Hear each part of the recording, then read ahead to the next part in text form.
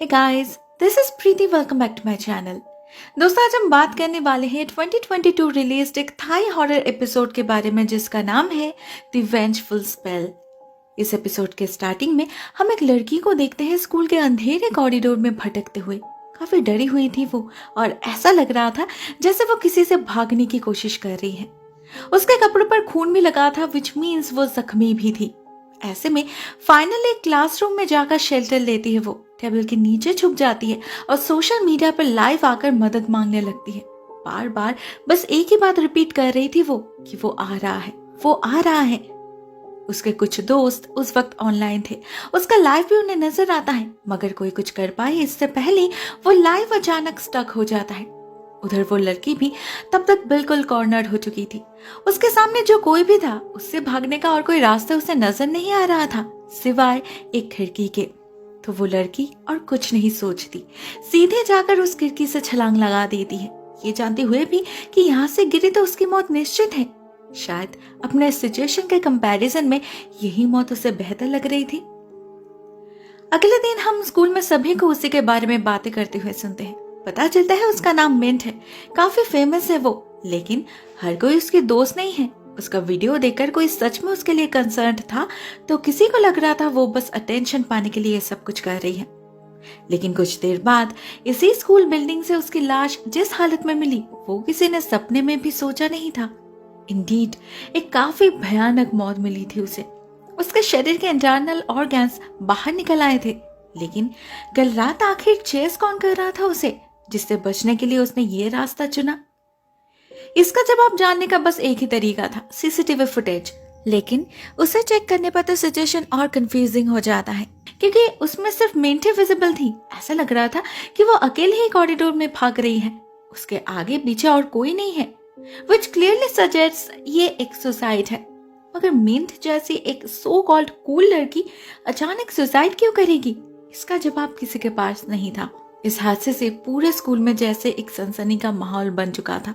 सभी अपने तरीके से गेस कर रहे थे कि क्या हुआ होगा, लेकिन इस सब के बीच हम किसी को अपने पैर से मिंट का नाम क्लीन करते हुए देखते हैं, लेकिन जिसका चेहरा हमें दिखाई नहीं जाता। अगले सीन में हम एक और लड़की फ्लेंग से मिलते हैं। वो भी इसी स्कूल की स्टूडेंट है और एक बहुत अच्छे हॉरर स्टोरी राइटर भी। स्कूल के ड्रामा क्लब के लिए एक कहानी लिख रही है वो, जिसे डायरेक्ट करने वाला है बॉय नाम का एक लड़का। इसी सिलसिले में दोनों काफी वक्त एक साथ भी बिताते थे और एक दूसरे को पसंद भी करने लगे थे। एटलीस्ट प्लेन को तो यही लगता था। मगर एक दिन कैफे में उसे बॉय के फोन पर एक जीनी नाम के लड़की की फोटो दिखती है। अब बॉय स्कूल में काफी फेमस है, काफी लड़कियां उसकी फैन है और काफी लड़कियों के फोन में उसकी फोटो भी है। लेकिन बॉय ने खुद इस लड़की का फोटो अपने फोन में सेव किया है। इसका मतलब कुछ तो स्पेशल होगा ही ना, कहीं वो उसकी गर्लफ्रेंड तो नहीं। ये सब सोचकर प्लेन का दिमाग खराब हो जाता है और वो गुस्से में कैफे से निकल जाती है। बॉय से कुछ कहती भी नहीं ना। वो ये नोटिस करती है कि जिनी इसी कैफे के ऊपर वाले फ्लोर से उस पर नजर रख रही है। उसे जलाने के लिए ही तो उसने जानबूझकर उसी समय बॉय को कॉल किया था। अब उसके जेलसी को देखकर बहुत मजा आ रहा था उसे। दूसरी तरफ बेचारी प्लेन का तो मूड ही ऑफ हो चुका था। वो पूरी रात इसी उम्मीद में बिता देती है कि बॉय उसे मनाएगा, लेकिन वो बस एक बार ही कॉल करता है। उसके बाद ना कोई मैसेज ना और कोई कॉल। ऊपर से अगले दिन स्कूल जाने पर उसे जिनी सबके सामने ह्यूमिलिएट भी करती है। उसके पास्ट रिलेशनशिप को लेकर उसे टॉन्ट करती है कि एक बॉयफ्रेंड को तो वो रख नहीं पाई, अब दूसरे के पीछे पड़ी है। इसी सिलसिले में एक इंटरेस्टिंग फैक्ट पता चलता है हमें कि प्लेन का जो एक्स बॉयफ्रेंड था उसका नाम था सन और उसने उसे डिच करके मिंट को डेट करने लगा था। It was quite insulting. Plane को काफी समय लगा था उस ट्रॉमा से बाहर आने में। अब यह जेनी है कि उसी घाव पर नमक छिड़क रही है। साथ में वो प्लेन को बॉय से दूर रहने के लिए भी कहती है। इस सबसे प्लेन को बहुत गुस्सा आ जाता है और वो कह भी देती है कि जेनी भी क्या आजकल अपने दोस्त की तरह दूसरे का बॉयफ्रेंड चुराने में बिजी है। पहले उसके बेस्ट फ्रेंड मिंट ने उसके एक्स को चुराया और अभी वो बॉय को चुराने की कोशिश कर रही है। भले जीनी के सामने वो कितना ही खुद को स्ट्रांग दिखाने की कोशिश क्यों ना कर ले, अंदर ही अंदर प्लेन को बहुत खराब लग रहा था।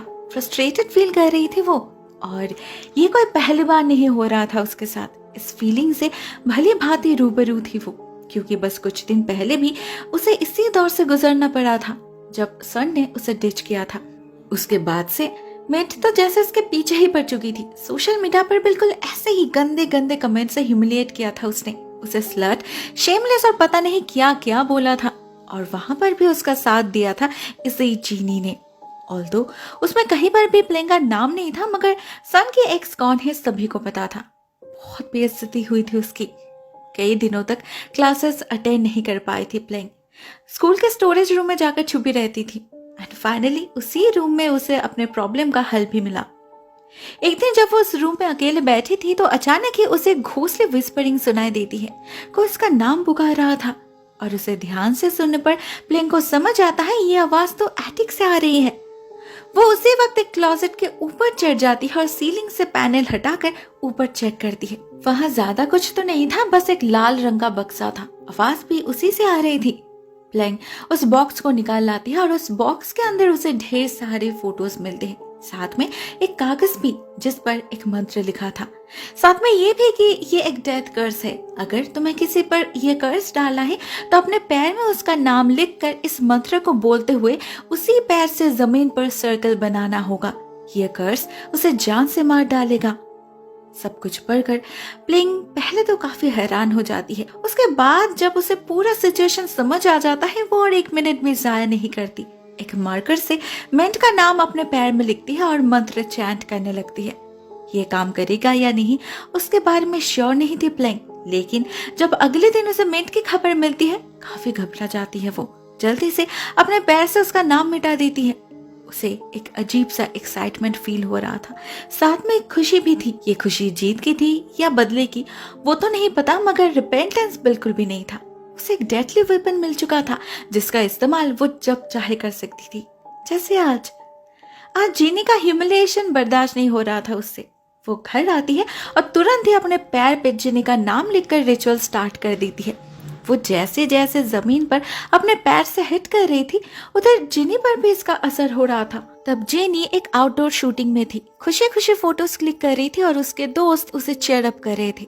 लेकिन अचानक ही उसे अजीब सी विस्परिंग सुनाई देने लगती है।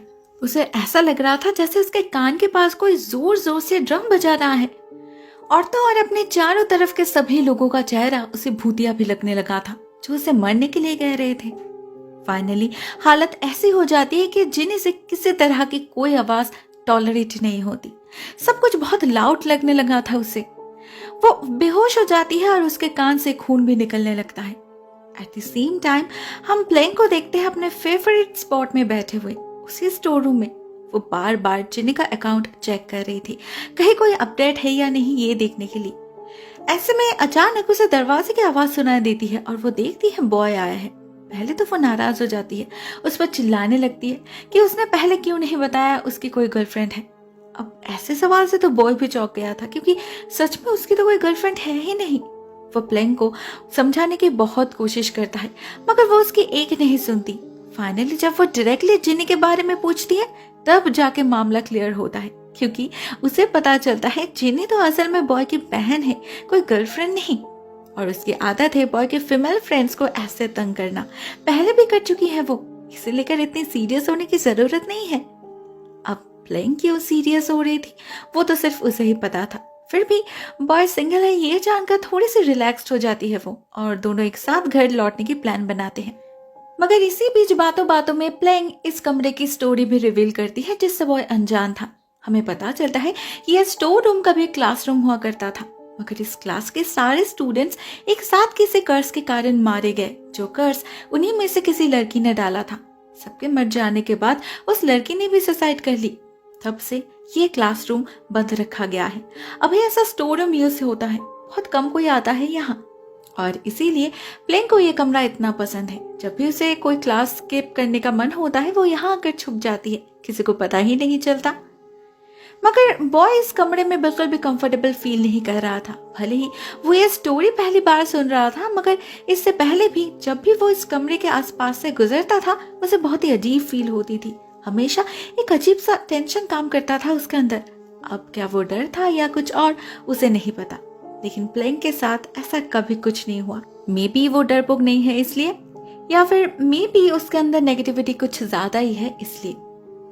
इसी बातचीत के दौरान अचानक लास्ट क्लास खत्म होने की घंटी बज जाती है और प्लेइंग जाती है अपना सामान लाने। उस दिन एक साथ घर लौटते हैं दोनों। प्लेइंग का घर कंपैरेटिवली पास में ही था, जबकि बॉय को थोड़ा और दूर जाना होगा। इसीलिए प्लेइंग उससे कहती है क्यों ना वो कुछ देर के लिए रुक जाए, एटलीस्ट ट्रैफिक कम होने तक। बॉय को भी यही ठीक लगता है तो वो रुक जाता है। प्लेइंग के पेरेंट्स घर में नहीं थे तो वो दोनों ऐसे ही बातें करने लगते हैं और फिर दोनों इंटीमेट भी होते हैं। उसी प्रोसेस में बॉय की नजर पड़ती है प्लेइंग के पैर पर, जिस पर जिनी का नाम लिखा था। वो तो चौंक उठता है और प्लेइंग से पूछने लगता है इसका मतलब क्या है। लेकिन प्लेइंग इतना घबरा चुकी थी कि उसके दिमाग से कुछ नहीं निकलता, सच झूठ कुछ नहीं। बॉय भी समझ जाता है कुछ गड़बड़ है। ठीक इसी समय उसे जिनी का कॉल भी आता है। बहुत रो रही थी, वो पैनिक कर रही थी और उसके आवाज से ही पता चल रहा था कि कोई बहुत बड़े डेंजर में है वो। बॉय लेट नहीं करता, वो भागता है घर की तरफ, मगर तब तक बहुत लेट हो चुकी थी। सेंस लौटते ही जिनी को वो आवाजें फिर से सुनाई देने लगती है, तो वो घर जाकर एक कोने में छुप जाती है, इस उम्मीद में कि अकेली रहेगी तो शायद बेहतर फील करेगी। लेकिन वो विस्परिंग्स जो उसके दिमाग के अंदर से आ रही थी, उसका क्या। एट लास्ट उससे बचने के लिए अपना कान ही काट देती है जिनी, जिससे एटलीस्ट कुछ देर के लिए शांति मिले उसे। मगर इससे उल्टा उसकी तकलीफ दुगनी हो जाती है, क्योंकि अब वो आवाजें उसके चारों तरफ से आने लगी थी। उसके कमरे में जितने भी स्क्रीन्स थे, फोन, लैपटॉप, कंप्यूटर, टीवी, सब ऑन हो गया था और सभी पर उसे अपने दोस्तों के घोंसली फेसेस नजर आने लगे थे, जो उसे कोस रहे थे, उसे अपनी जान लेने के लिए इंसिस्ट कर रहे थे। ऐसे में जिनी भी मिंट की तरह ही अपने सोशल मीडिया पर लाइव आकर सबसे मदद मांगती है, मगर कोई कुछ कर नहीं पाता। इवन प्लेइंग भी अपने पैर से उसका नाम मिटाने की कोशिश करती है, मगर 1000 बार रब करने पर भी वो मिटता ही नहीं। ना उधर जिनी के सफरिंग्स कुछ कम होते हैं और सह नहीं कर पा रही थी बेचारी, तो एक कॉर्ड से अपने गले को बांध कर सुसाइड कर लेती है वो, जिसके बाद प्लेइंग के पैर से उसका नाम मिटने में और कोई प्रॉब्लम नहीं होती, बिल्कुल आसानी से निकल आता है, सिर्फ एक बार घिसते ही। बहुत गुस्सा आ रहा था प्लेइंग को अपने आप पर, अफसोस हो रहा था, बिना जाने बिना कुछ सोचे समझे ये उसने क्या कर दिया। क्यों? वो तो पहले भी बॉय से कंफर्म कर सकती थी ना। मगर अब ये सब सोचने का क्या फायदा, जो होना था वो तो हो चुका। बॉय खो चुका था अपने लाडली बहन को, वो भी इतनी भयानक तरीके से। उसकी लाश की हालत इतनी खराब थी कि उसे देखा भी नहीं जा रहा था, दरवाजे से लटक रही थी बेचारी। दूसरी तरफ प्लेइंग का दिमाग भी काम करना बंद कर चुका था, रोते रोते सो जाती है वो, मगर ज्यादा देर के लिए नहीं। कुछ घंटे बाद ही अचानक एक झटका लगता है उससे, ऐसे किसी ने उसका पैर खींचा, लेकिन कमरे में तो कोई नहीं है।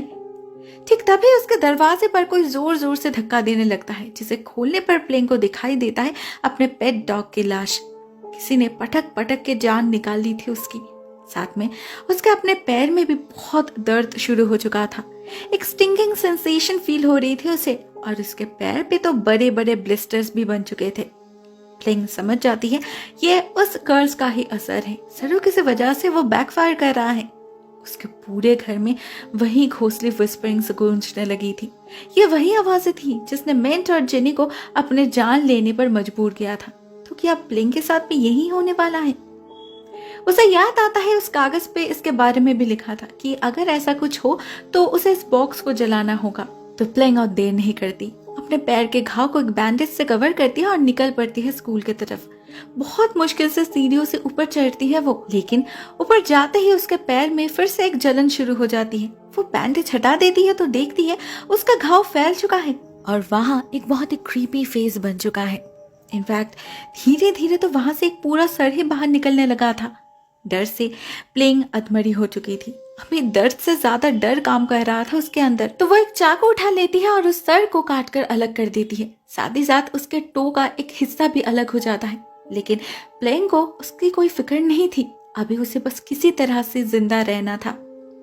उसका फाइनल डेस्टिनेशन था वो स्टोर रूम, लेकिन वहां उसे वो बॉक्स कहीं नहीं मिलता, गायब हो चुका था वो, या फिर किसी ने हटा दिया था उसे। ये सब सोचने की ताकत भी नहीं बची थी प्लेइंग में। उसे तो अपने सामने जिनी नजर आने लगी थी, जो बहुत ही क्रीपीली क्रॉल करते हुए उसकी तरफ बढ़ने लगी थी। प्लेइंग को पता था वो उससे लड़ नहीं पाएगी, तो वो हाथ जोड़ के उससे माफी मांगने लगती है, उससे रिक्वेस्ट करती है कि उसे छोड़ दे। मगर उसे तो पता ही नहीं था ये एक ट्रिक है।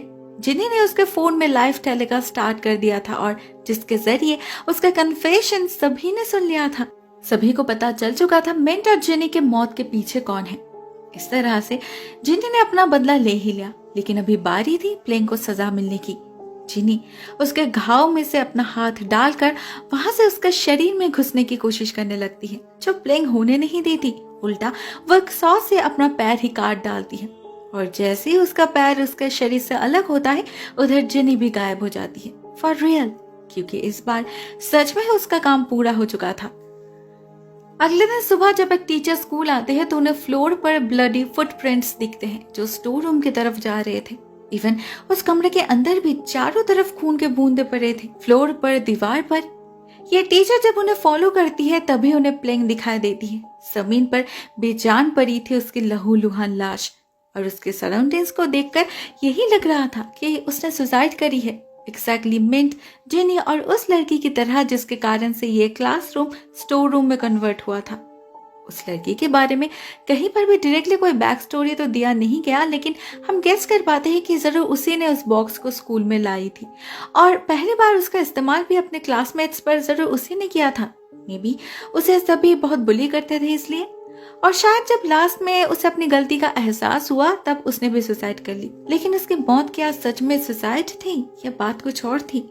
देखने से तो प्लेंग की मौत भी सुसाइड लग रही थी, मगर हमें पता था उसने सुसाइड करने पर मजबूर किया गया, लेकिन कैसे? इसका जवाब हमें अगले ही सीन में मिल जाता है जब हम बॉय को देखते हैं ऑनलाइन प्लेंग के मौत के बारे में पढ़ते हुए। उसके याद में एक पोस्ट भी लिखता है वो, और फिर अपने पैर से उसका नाम भी मिटा देता है। हाँ, उसी ने प्लेंग पर वो जादू किया था अपने बहन के मौत का बदला लेने। उसे तो उसी दिन इस कर्ज के बारे में पता चल गया था जब वो प्लेंग को ढूंढते हुए उस स्टोर रूम में पहुंचा था। उस दिन घर जाते वक्त प्लेंग अपना सामान लाने कुछ देर के लिए जब लॉकर रूम में गई थी तब बॉय अकेले था उस कमरे में कुछ देर के लिए, और तभी उसे वो घोंसली विस्परिंग सुनाई दी थी, जिसे फॉलो करते हुए उसे वो रेड बॉक्स मिला और उसके अंदर वो कागज भी। उसने उस मंत्र को पढ़ा तो था, मगर उसे लगा नहीं था कि वो कभी इसे यूज भी करेगा। मगर जब उस दिन उसने प्लेंग के पैर में अपने बहन का नाम देखा, उसे पूरा मामला समझ आ गया।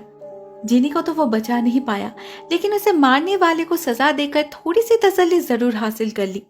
प्लेंग को अपने गुनाहों की सजा मिली, तो क्या उस लड़की के साथ भी यही हुआ था?